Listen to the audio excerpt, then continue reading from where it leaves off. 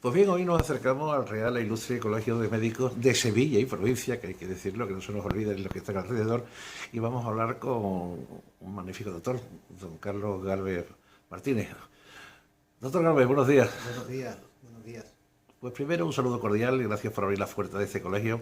Gracias a Alfonso Carmona, que nos permite que en esta sala de junta, totalmente hermética, exclusivamente para la directiva de este colegio, dejarnos hacer la entrevista y preguntar un poco cómo se está viviendo este mundo de la pandemia desde hace un año y medio hasta ahora mismo. ¿Cómo se está viviendo? ¿Qué surge aquí? Bueno, en primer lugar, agradecer a Canal Sevilla Radio la deferencia que ha tenido por venir al Colegio de Médicos, en la que estamos liados con el tema del COVID desde hace ya un año y algo. Y bueno, y en su nombre Carlos Valera, que también es el presidente del Ateneo de Triana, del que tengo el honor de formar parte de él también como médico. Entonces, ¿cómo se está llevando el tema de aquí? Pues el tema de aquí es reuniones interminables que tenemos aquí en esta sala precisamente, de sala de junta, porque ¿verdad? Es un problema que atañe a toda la población, está todo el mundo muy preocupado y se están haciendo, bueno, se empezaron a hacer, primero en lo que me atañe a mí como vocal o representante de los médicos jubilados, se hizo una llamada de petición de ayuda a los médicos jubilados y bueno, fue una respuesta bastante increíble, fue increíble la respuesta tan impresionante que fue la colaboración de los médicos jubilados que se presentaron, vamos, muchísimo. Carlos, yo voy a preguntarle, cuando esto aparece hace prácticamente 2 años en Wuhan, allí en China, Sí. tardamos un poco de tiempo en asimilar que esto iba a llegar aquí a España, ¿no? Sí, es que, ¿verdad? Es que este virus, este problema, esta enfermedad, no se conocía. Entonces, para todos los médicos a nivel mundial, no solamente en España, era algo desconocido. Y, por supuesto, en Sevilla también desconocíamos, estábamos mirando como atónitos de lo que estaba pasando sin saber los resultados y Y las consecuencias, sí. ¿qué? Y las consecuencias, sí. Las consecuencias que esto podía dar. Entonces, claro, todo el mundo una precaución, una pasividad, una tranquilidad, una preocupación, diríamos, porque no sabíamos por dónde iban los tiros y no sabíamos lo que podía pasar. Empezamos a ver listas interminables de fallecidos y eso fue terrible, sobre todo bueno, para la clase médica, que como sabemos, bueno, a nosotros los médicos estamos siempre, nos encontramos siempre inmersos en lo más triste y lamentable de los eventos que surgen en el ser humano, que son la enfermedad, el dolor y la persona, entonces, y el sufrimiento. Entonces, claro, a nosotros nos afectó de una manera increíble lo que estaba pasando sin saber qué hacer ni qué no hacer. Todo esto, cuando ocurre, bueno, hemos sufrido varias pandemias, ¿no? La gripe española, que fue en el 17, que murió casi 10 millones de personas. Sí. Después tuvimos el ébola, hemos tenido el VIH. Bueno, han Sí. sido cosas más o menos controlables, ¿no? No cabe duda que ha habido una puesta en escena totalmente tétrica cuando empezaba ahí desde el Colegio de Médicos o de los colegios médicos de España y del mundo a ver que la parte más débil de la sociedad, las personas mayores, caían como moscas, es decir, 800, 900 personas diarias. Eso supongo que ante esa forma de padecimiento y sobre todo con unos circunstancias muy especiales porque ni podían asistir los padres con los hijos, ni podían acudir los padres para enterrar a sus abuelos, los nietos, totalmente también absorto en ese término y todo una confusión tremenda, ¿no? Sí. Hasta prácticamente que hace 6 o 7 meses parece que la Comunidad Económica Europea ha puesto ya esto en cuestión y parece que esto está tomando unas directrices más o menos organizadas, ¿no? Bueno, aquello sobrepasó todos los límites habido y por haber soportables de la persona humana, ¿no? Entonces, pues bueno, fue una cosa, ya como te dije antes, que no sabíamos cómo actuar, se empezaron a utilizar, como podemos recordar y por haber visto en televisión los médicos poniéndose bolsas de basura en el cuerpo para protegerse porque no sabían por dónde venía, ni había equipos, ni había nada. Después ya se empezó a perfeccionar esto y afortunadamente todos los médicos llevan su equipo y tal y cual. Pero en principio la muerte de los mayores fue impresionante, el susto, la preocupación, nadie sabía nada.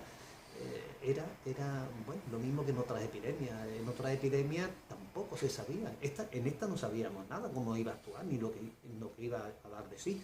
Pero tampoco en el siglo XIII, cuando la pandemia que hubo de peste, sabían por dónde venía. Y la gente, pues, no sabía qué hacer. No sabía qué hacer, incluso, y fíjate tú que lo simple que era, una pulga que estaba en la rata y pasaba al humano y cogía la hostia bubónica. Pero claro, murieron millones, se diezmó la población en aquella época a la mitad. Después la gripe española tampoco sabíamos qué hacer y entonces pues bueno, pues, la gente improvisaba, los médicos improvisaban, empezaron a verse ya mascarillas y todo eso. Y ahora pasa lo mismo, es que son cosas que las desconocemos porque tú has estudiado medicina basado en los hechos que ha habido, basada en la evidencia médica, ¿no? Pero no en lo que no puede ser adivino de lo que puede pasar. Doctor Galvez, yo sé que está la directiva de la Junta de este Real e Ilustre Colegio de Médicos de Sevilla y provincia. ¿Qué es lo que se cuesta en esas reuniones? ¿Qué es lo que se pone en valor? ¿Qué es lo que queréis llegar? ¿Qué queréis reformar? ¿Qué hace falta? ¿Qué ayuda necesitáis? El Colegio de Médicos se ha volcado desde un principio.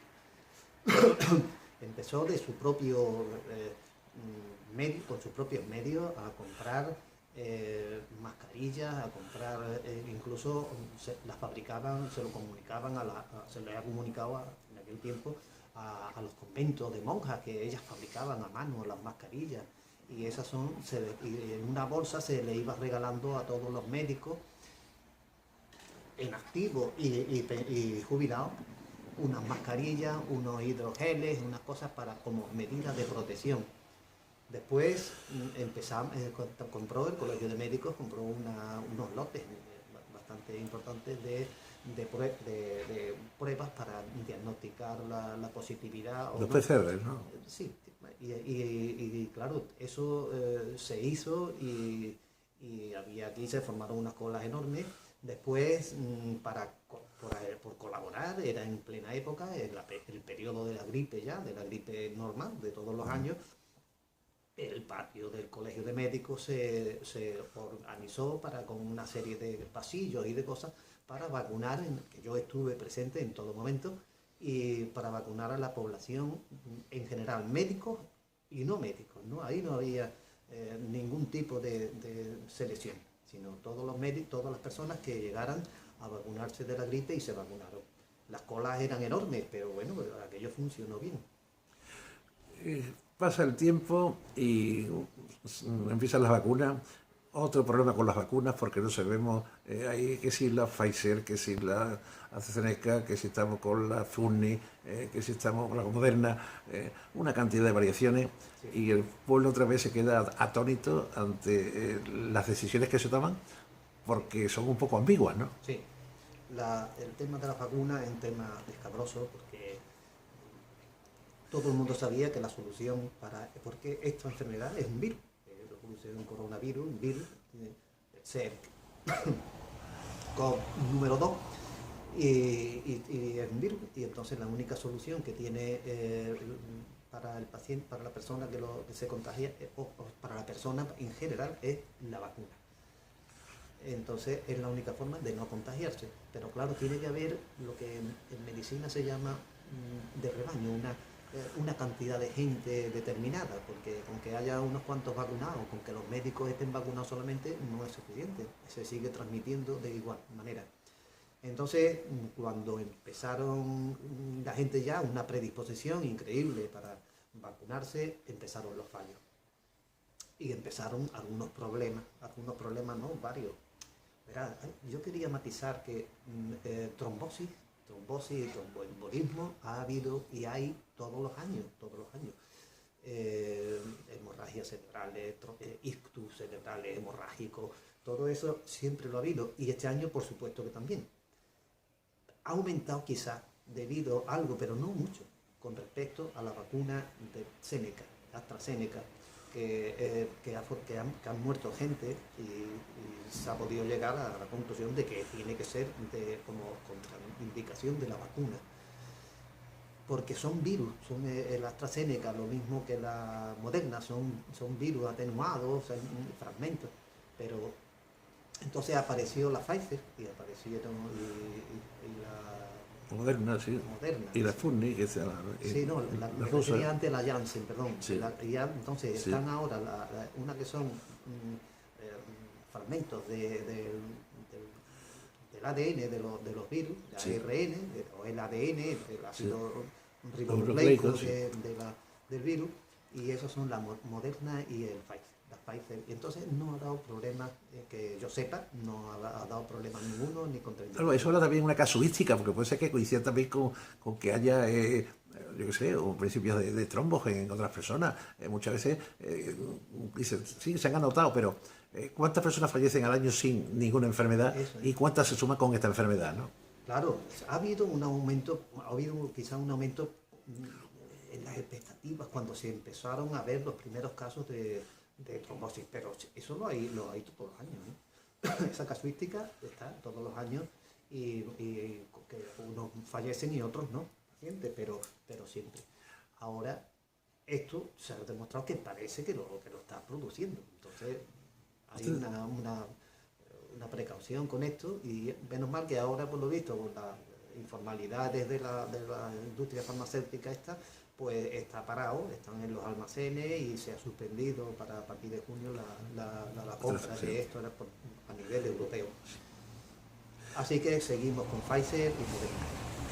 Don Carlos, cuando llegan estos tiempos, parece que habíamos perdido el norte y lo primero que sería que vacunar era la clase médica, la clase sanitaria, porque los que estaban en infantería contra la enfermedad, ¿no? Sí, pero lo que hablábamos antes, que no es suficiente vacunar a la clase médica o a la sanitaria en general, la enfermería, auxiliares, médicos, todo eso, y relacionados con la medicina, como en la farmacia o el farmacéutico. Es que se ha visto que se sabe que eso no resuelve nada. Tiene que vacunarse un tanto por ciento determinado, como mínimo del 70% de la población en general, para que esto se pueda controlar. Es curioso, estamos hablando de que el efecto rebaño, se habla de un mínimo un 60-70% de la vacunación efectuada, que eso, al no ser resiliente, pues lógicamente nos vuelven a contagiar a otros y nosotros están en espera de vacuna, con lo cual prácticamente ahí se puede estancar un poco la cosa, ¿no? ¿O no es así? Es que no he entendido. Sí, decía que cuando se llega al 70% de vacunación, pues habrá una parte que no esté vacunada, que sea esa parte resiliente que está pendiente, pero que ya tenemos ciertas garantías de que se va a ir paralizando y sobre todo tocando a fondo la enfermedad, ¿no? Claro, perdona, no me he enterado bien. Sí.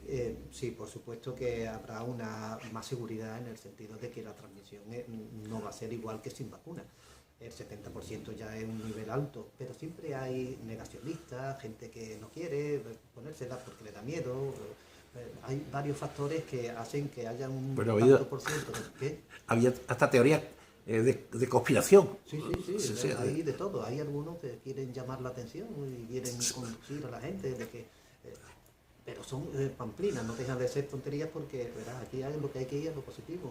La vida, es que nos estamos jugando la vida de la persona. Entonces, no se puede jugar con negacionismo ni demostrar ninguna que es que no es demostrable. Lo único que demuestra que es efectivo la vacuna, porque la viruela era una enfermedad que se moría la gente a montones. Y la viruela, gracias a la vacuna, ya no existe en el mundo. Entonces, sí, respeto a la vacuna. Y mucha gente pregunta, don Carlos, ¿por qué una segunda y una tercera vacuna? Es que, verá, es que la primera dosis te inmuniza un tanto por ciento determinado, porque claro, el organismo, al inocularle la vacuna, el organismo lo detecta y empieza a organizarse para ir en contra de ese agente extraño al organismo. Y ese es autoinmune, ¿no?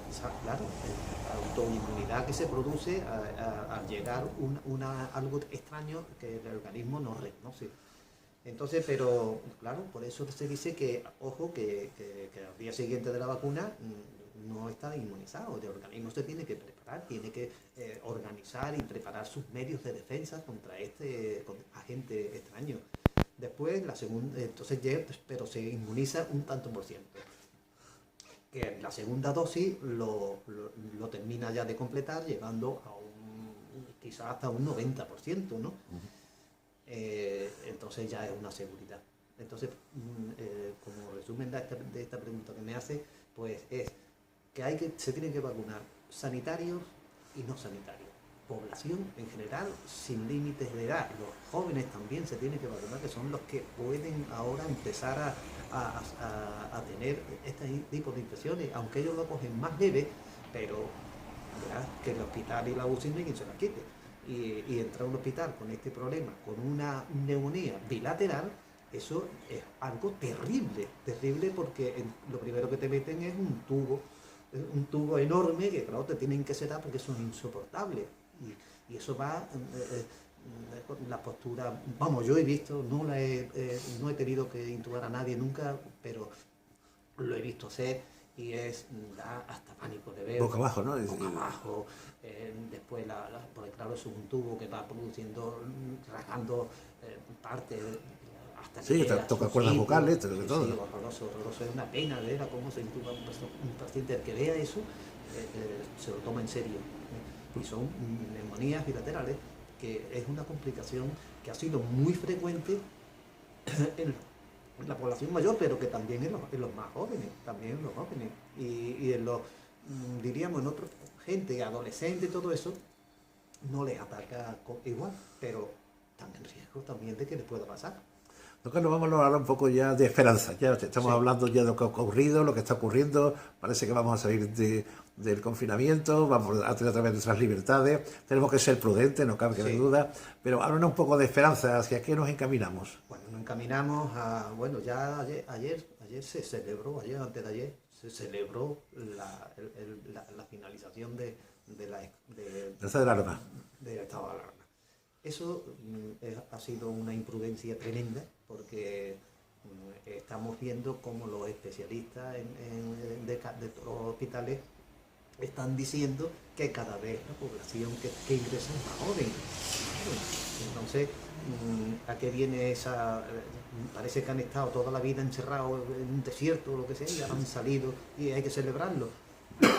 Lo que hay que celebrar es que estás bien y no te busques lo que no tienes, ¿entiendes? La única forma es mantener las distancias. La mascarilla, por supuesto, es muy importante. Date cuenta, querido amigo, que la mascarilla ha evitado que este año no ha habido gripe, no ha habido, bueno, ha habido muy pocos casos, ha habido poquísimos casos de resfriado, las alergias se han minimizado muchísimo. O sea que la mascarilla protege contra los agentes externos, y ese agente externo lo mismo es un polen que un virus. Bueno, ahora vamos a hablar pasamos página y a su presidencia de la Cátedra de Medicina del Ateneo de Triana, donde aparte de la formación médica, como es natural, también hay muchos catedráticos que disponen de otras aficiones. Por ejemplo, el de la cátedra de Arquitectura es un forofo del flamenco y sabe muchísimo. La de Arte, pues de Doña Elena de Marcos, y le encanta la copla. O sea, y en el caso del presidente de la Cátedra de Medicina, don Carlos Galvez, es románico, una de sus grandes pasiones, ¿no? Sí, el románico ya me conoce y sabe que he investigado mucho sobre este tema, sobre todo la filosofía que originó el arte en el siglo XII. Para mí es apasionante las investigaciones sobre este tema. Hay que buscarlas en el Renacimiento, porque en la época de los siglos XII, a nivel pueblo, pues nadie sabía ni escribir ni leer, solamente algunos en los monjes, las ermitas, y hecho que en los monasterios que se dedicaban a copiar cosas de la medicina o de otras cosas clásicas, pero realmente nadie sabía nadie sabía hacer nada sobre esto. Aquí al lado estamos nosotros, en uno de los salones del Colegio Médico. Hemos ido a muchísimas conferencias. Yo recuerdo una que presentó don José María Montaña Ramonet, Sí. Queridísimo, Sí. entrañable, señor entre señores de los médicos, una persona con una cultura y una capacidad y sobre todo una humildad que sobrepasaba cualquier límite, ¿no? Sí. Tenemos muchas grabaciones de él, afortunadamente, y ha quedado para la historia. Yo quiero que en la Ateneo de Triana hagamos un recordatorio y una mención especial a la cátedra In Memoriam, a don José María Montaña Ramonet, así como a otros que propongas, Carlos, porque es necesario mantener en esa orla de gente importante que callada y sumisa Sí. ha hecho grandes cosas por nosotros, ¿no? A mí me parece una idea magnífica, entrañable, porque don José María ha sido una persona humilde, además, como bien has dicho, humilde, que conocía que conocía la medicina, que era bibliotecario de la Real Academia, y estaba todo el día leyendo los libros antiguos. Y qué memoria, ¿eh? Sí, sí, era una gran persona y me parece muy bien que se le reconozca la labor que ha hecho, la labor callada. Aquí venía yo, en la Sociedad Nicolás Monarde, de la cual fui presidente durante 8 años, lo invitaba y era el primero en llegar. Y siempre amable, siempre, y bueno, era una persona entrañable. Yo creo también, doctor Galvez y presidente de la cátedra del Ateneo de Triana de Medicina, que también el área de la Monardes, que ahora mismo estamos un poco, digamos, entre comillas, esperando también con la pandemia, que también ha que pararse, Claro. pues llegar un poco a esos grandes médicos con otras aficiones distintas a la medicina. Hemos tenido aquí grandes pintores, hemos tenido grandes historiadores, hemos tenido absolutamente gente extraordinaria. O sea, no ha habido ninguna conferencia de la Monarde el tiempo que has estado que no haya sido digna de mérito, además siempre con un quórum importante. Sí, la Sociedad Nicolás Monarde de Sevilla es la sociedad de médicos, escritores y artistas. Entonces hay escritores, hay no solamente escritores, sino que hay artistas de todo, por ejemplo, de artes plásticas, de música. Cada uno representa un sector y todo se agrupa dentro de una sociedad que su nombre genérico es la Sociedad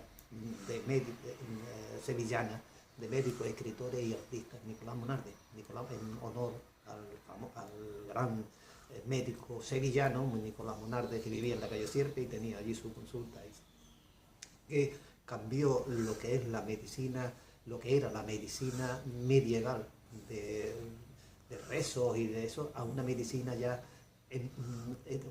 para comenzar ya una medicina más científica, basada en las propiedades de las plantas, aprovechando de que en aquella época Puerto de India era importante, las sí. Indias occidentales traían de los barcos, en los barcos que llegaban a Sevilla, además de la plata y todo eso, pues traían hierbas que él les encargaba, hierbas de todo tipo, plantas, y él las investigaba en un laboratorio que montó en una boca calle de la calle Sierpe. No me acuerdo ahora mismo, tiene un nombre un poco largo, pero vamos, allí Sí, tenía sí.